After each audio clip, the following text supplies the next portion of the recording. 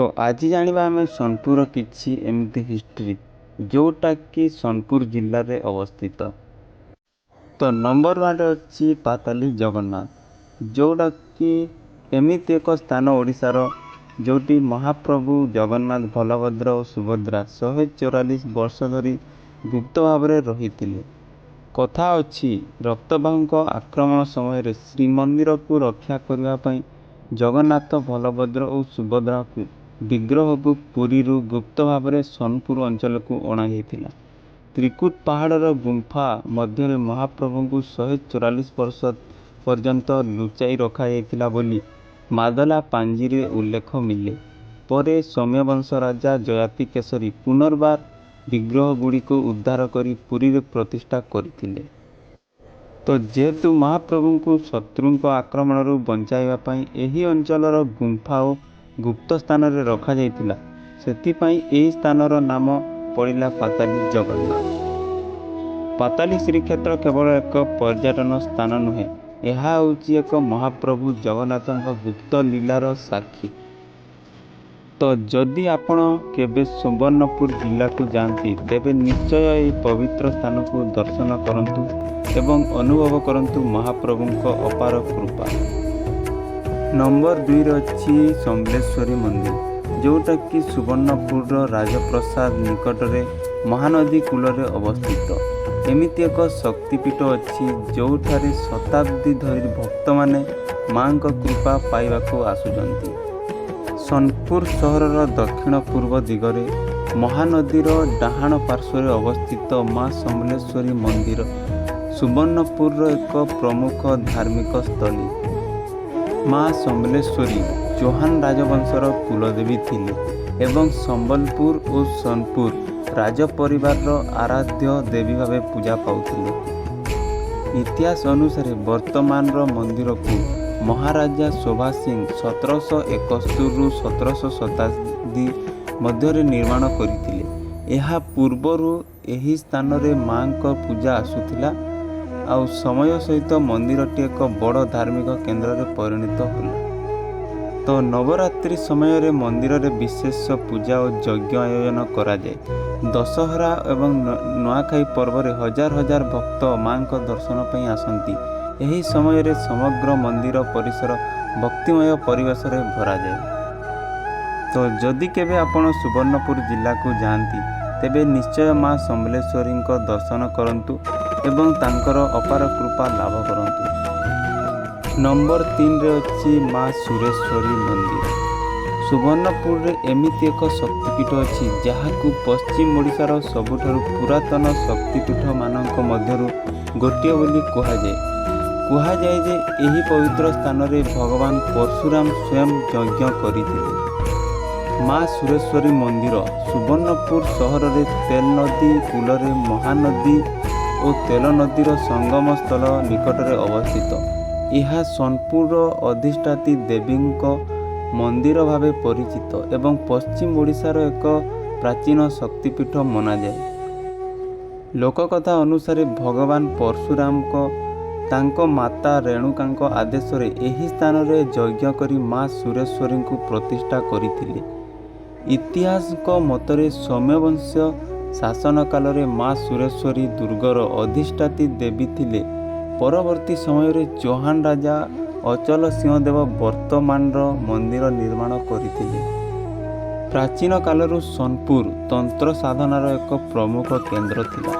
मां सुरेश्वरी मंदिर को जंत्र तंत्र एवं मंत्र साधना रे एक पवित्र स्थल भाव मना जाए। सारला दास को चंडी पुराण रे मध्य मां सुरेश्वरी उल्लेख मिलता है। मां सुरेश्वरी प्रमुख पर्व होची महाबली यात्रा।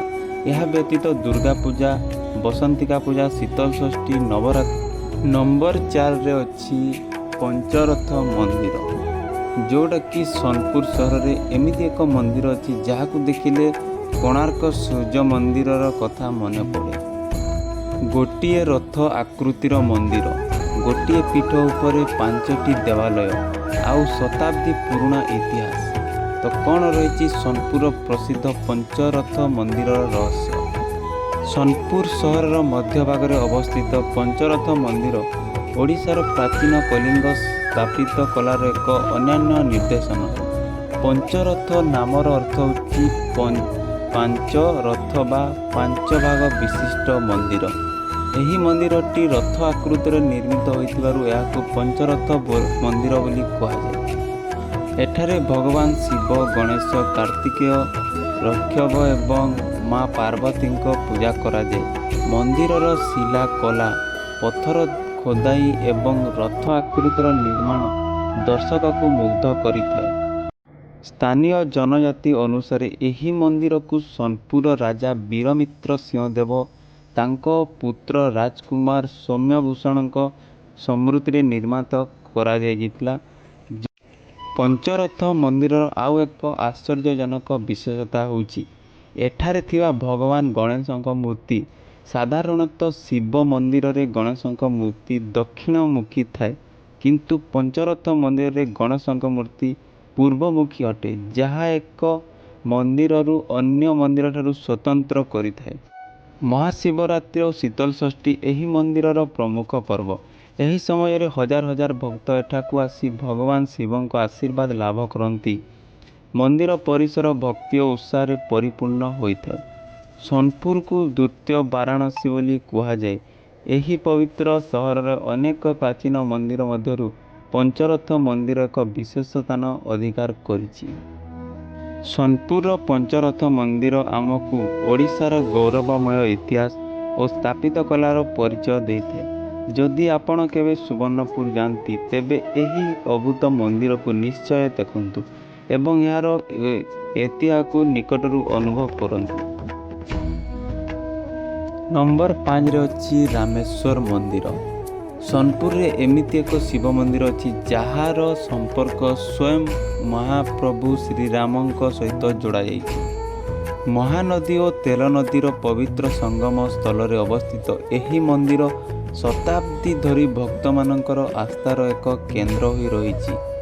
ସୁବର୍ଣ୍ଣପୁର ସହରଠାରୁ ପ୍ରାୟ 3 କିଲୋମିଟର ଦୂରରେ ମହାନଦୀ ଓ ତେଲ ନଦୀ ସଙ୍ଗମ ସ୍ଥଳରେ ଅବସ୍ଥିତ ରାମେଶ୍ୱର ମନ୍ଦିର ଓଡ଼ିଶାର ଏକ ପ୍ରସିଦ୍ଧ ଶୈବପୀଠ।